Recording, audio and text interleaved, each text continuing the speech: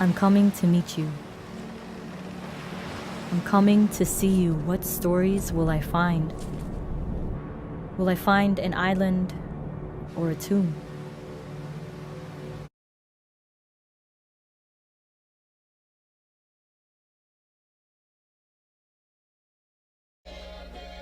Only 3 island nations from this region have a treaty with the United States, commonly known as the Compact of Free Association, or COFA. The Republic of Palau, Federated States of Micronesia, also known as the FSM, and the Republic of the Marshall Islands.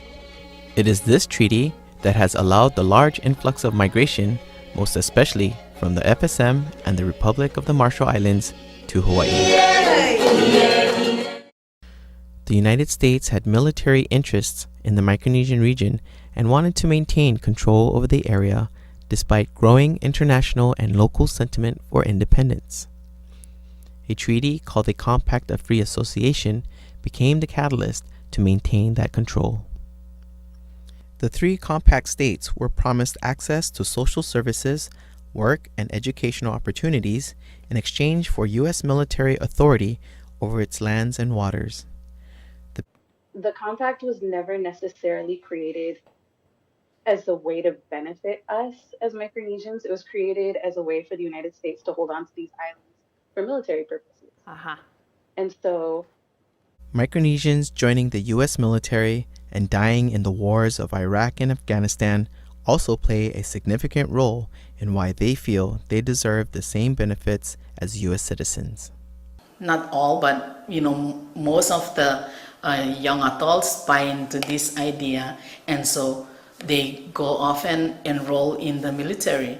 And if you really look at the military, there is a lot of our Pacific Island men and women. Simple thing as health coverage is not given to their families. That's ridiculous.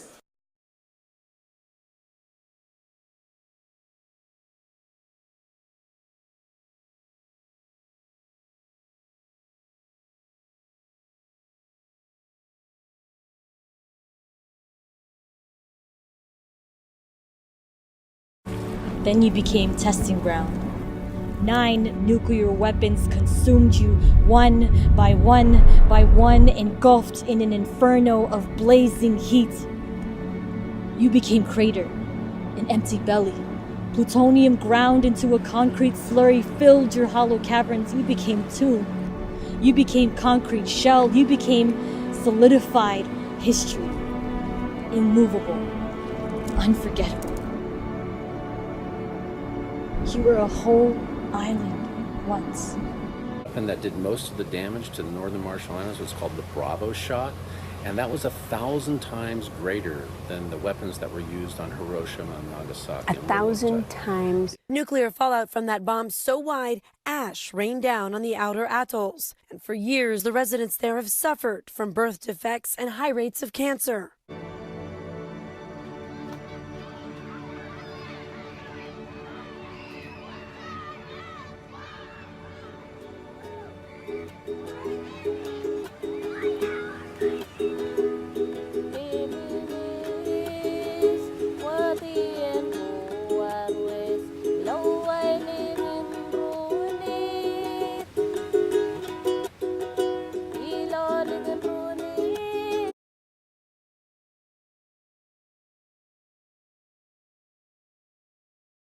The nation of the Marshall Islands has been one of the loudest voices on the world stage. We must take every opportunity we can to stay below 1.5 degree limit needed for our survival.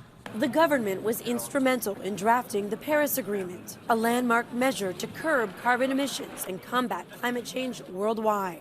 When Paris came to being, it is...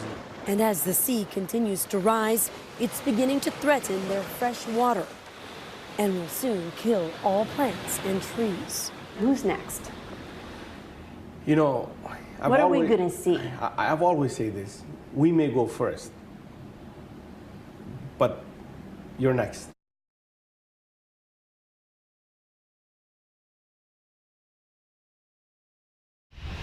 Fucking Micronesians! That's my 7th grade friend, cussing at those boys across the street, rocking swap meet blue t-shirts, baggy jeans, spitting a steady beetle nut stream. Yeah, that one's related to me. You know, you're actually kind of smart for a Micronesian. And that's my classmate, who I tutored through the Civil War, through the first immigrants, through history that always seems to repeat itself. The Micronesians are different from us Hawaiians. That is not true. We are related by our languages and by the same ocean. We share the same ongoing colonial legacies, the same land issues, and the same issues on self-determination and climate change. As a Kanaka Maoli, considering how long Micronesians actually have been in Hawaii, how they have helped us reclaim our own maritime identity, and the fact that they are our cousin Pacific Islanders, the hatred directed toward them is nothing short but un-Hawaiian. If Basic Health Hawaii get reinstated, that is devastating for my family. First of all, I know for a fact that not all the medication that he gets will be covered because through the Basic Health Hawaii, they're only given 4, medication. So if this get kicked in, we're gonna be planning a funeral for my father. Because for sure, he already said that this is a death sentence for him. And with most families, that is a fact, and it is the truth. They will plan a funeral for their families that are covered under that help because there won't just be anything. The fears of dying because of the lack of medical services have become reality for some.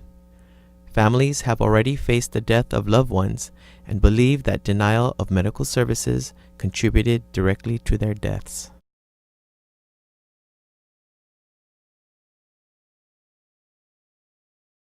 You hear a lot of people talking about, oh, we're going to have all these new emission control things in by 2050. And I'm like, I don't even know if we have till 2030. When it becomes in other people's backyard, not just ours, my hope is that maybe they'll actually start trying to do things. It's clear that this is a battle the Marshallese cannot win alone. If you could make one plea about what it's like to live here with global warming, what would it be? Come help us. Come help you. Who remembers you beyond your death? Who would have us forget that you were once green globes of fruit, pandanus roots, and whispers of canoes? Who knows the stories of the life you led before?